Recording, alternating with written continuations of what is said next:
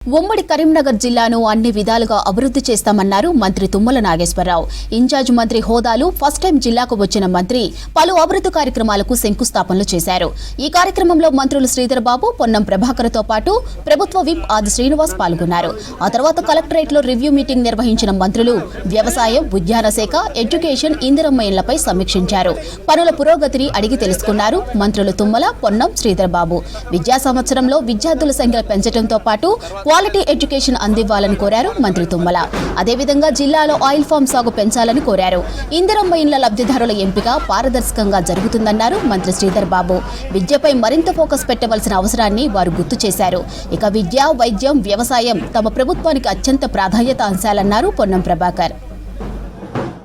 ప్రజాప్రతినిధులుగా మేమందరం వేదిక మీద ఉన్న వాళ్ళు అందరం రేవంత్ రెడ్డి గారి నాయకత్వంలో ఈ రాష్ట్రాన్ని అన్ని రంగాల్లో ముందుకు తీసుకెళ్ళటం కోసం మీ సహకారంతో తప్పకుండా ప్రయత్నం చేయాలనే ఉద్దేశంతో మొదటి సంవత్సరంలో ఆర్థికపరమైనటువంటి అంశాల మీద కొంత వెసులుబాటు లేకపోయినా ఈ సంవత్సరం ప్రతి సంవత్సరం రాబోయే రోజుల్లో కరెక్ట్గా ప్లానింగ్ చేసుకొని శాఖాపరంగా నిధులు సమకూర్చుకొని గతంలో జరిగినటువంటి అస్తవ్యస్తమైనటువంటి పరిపాలనకి కొంత ఇబ్బందులు వచ్చినా, కొన్ని పెండింగ్ బిల్స్ ఉన్నా, కొన్ని పెండింగ్ కార్యక్రమాలు ఉన్నా, పెండింగ్ వర్క్స్ ఉన్నా, వీటన్నిటిని సరిదిద్దాల్సినటువంటి అవసరం ఇప్పుడు ఈ ప్రభుత్వం మీద ఉంది. వాళ్ళు ఏం చేస్తున్నారు, ఏం చేపియాలి, ఏ రకంగా చేపిస్తున్నారో ఇంకా పట్టుదలతోటి కలెక్టర్లు అందరూ డ్రైవ్ చేయాలి. ఎందుకంటే ఇప్పుడు ఉన్నవాళ్ళు అందరు కలెక్టర్లకు ఒకే కలెక్టర్ పనిచేసిన రోజులు ఉన్నాయి. అటువంటి జిల్లాలకు ఇప్పుడు 3-4 కలెక్టర్లు ఉన్నప్పుడు ఇంకా మీరు మైన్యూట్గా కిందికి వెళ్ళి పరిశీలించే అవకాశాలు ఉన్నాయి. ప్రతి శాఖను కానీ, స్కూల్ బిల్డింగ్ కావచ్చు, వ్యవసాయ క్షేత్రం కావచ్చు, ప్రతి దాన్ని కూడా మీరు ప్రత్యేకంగా వెళ్ళి కూర్చొని, ఎందుకంటే 4-3 నియోజకవర్గాలు కూడా తక్కువ ఉన్న నియోజకవర్గాల జిల్లాలు కూడా ఉన్నాయి. కాబట్టి జిల్లా కలెక్టర్కి వెసులుబాటు ఉంది, అవకాశాలు ఉన్నాయి. మీ పరిమితి బాగా తగ్గిపోయింది. కాబట్టి అధికారుల మీద కానీ, పాలన మీద కానీ దృష్టి పెట్టి మీకు ఇచ్చినటువంటి బాధ్యతల్ని సక్రమంగా నిర్వహించాలని చెప్పి కలెక్టర్ను కోరుకుంటూ, మీ గతంలో చూశారు కేసీఆర్ గారు వారి ఎందుకు దండగా అంటే ఎంత తిరుగుబాటు జరిగిందో, కొనడం ఇబ్బంది అయితే వరి పని చేయమని చెప్పేది ధైర్యం చేయద్దు ఊర్లో.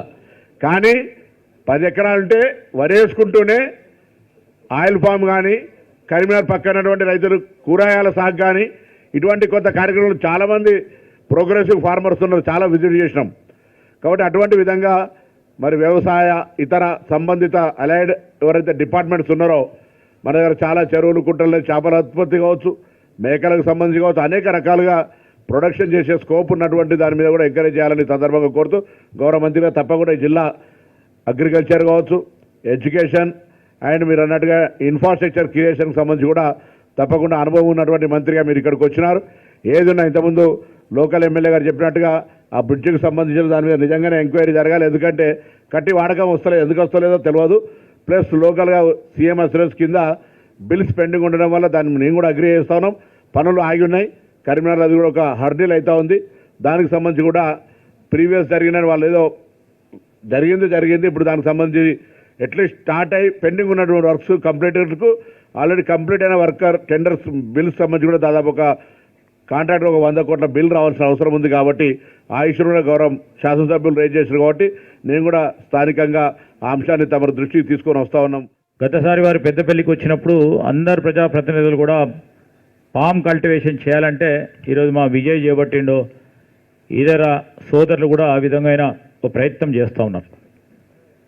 ఆల్టర్నేటివ్ క్రాప్స్కు సంబంధించి రేపు రాబోయే కాలంలో వారి ఉద్దేశం, ఈ ప్రభుత్వ ఉద్దేశం కూడా రైతులకు సంబంధించి ఈరోజు వరిపై ఎంత సంపాదన చేస్తూ ఉన్నారో దానికి 2 సంపాదన ఏ విధంగా చేయాలి, రైతులకు ఏ విధంగా మేలు చేయాలనే ఒక ఆలోచన దృక్పథంతో వేదికపై ఉన్న మా సహచరులు కానీ ఆ పెద్దలందరూ కూడా మాట్లాడటం జరిగింది. దానికి సంబంధించి గొప్ప అనుభవం ఉన్న మన తుమ్మల నాగేశ్వరరావు గారు ఈరోజు వ్యవసాయ శాఖ మంత్రిగా మనకు జిల్లాకు సంబంధించిన రైతాంగ సోదరులకు కానీ, ఇక్కడ సంబంధించిన ఇతరత్ర అవసరాలకు సంబంధించి మేమున్నాము, పొన్నం ప్రభాకర్ గారు ఉన్నారు, మరి సహచర మా మంత్రివర్గ సోదరులు లక్ష్మణ్ కుమార్ గారు ఈరోజు మీటింగ్ రాలేకపోయారు, వారు ఉన్నారు. మేమందరం కూడా ఇక్కడ శాసనసభ్యులు, అదేవిధంగా పార్లమెంట్ సభ్యులు కానీ అందరం కూడా ఈ జిల్లాకు సంబంధించి మరి ఎప్పటికప్పుడు వ్యవసాయ శాఖకు సంబంధించి కానీ ఇతర అంశాల విషయంలో వారు ఇన్ఛార్జ్ మంత్రి గారితో పాటు మేమందరం కూడా కలిసి ముందుకు తీసుకెళ్తాం. ఒకటే ఫర్టిలైజర్కు సంబంధించి కానీ ఈరోజు సీడ్కు సంబంధించి కానీ కల్తీ విత్తనాలకు సంబంధించి కూడా ఉక్కుపాదంతో తప్పకుండా ఈ ప్రభుత్వం వచ్చిన తర్వాత కల్తీ విత్తనాలు విషయంలో ఉక్కుపాదంతో వారిపైన చర్య తీసుకోవడంతో పాటు రైతులకు ఏ విధంగా అన్యాయం జరగకుండా చూసే కార్యక్రమం చేస్తాం. విద్యార్థులకు సంబంధించి విద్యా వ్యవస్థకు సంబంధించి మెరుగైన విద్యను అందించడానికి ప్రయత్నం చేసి అదేవిధంగా ఇందిరమ్మ ఇళ్ళ విషయంలో కూడా స్పష్టతతో రాజకీయాలకు అతీతంగా ఈరోజు పేదవాడు అనేదానికి పార్టీ లేదు.